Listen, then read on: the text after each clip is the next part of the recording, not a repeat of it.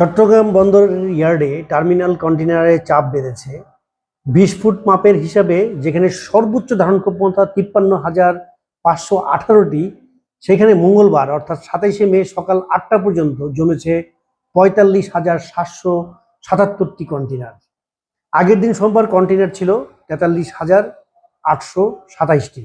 বন্দরের পরিবহন বিভাগ সূত্রে এই তথ্য আমাদেরকে বা খবরকে নিশ্চিত করেছে। এই চাপ বাড়ার মূল কারণই হচ্ছে এনবিআর এর রাজস্ব আদায়ের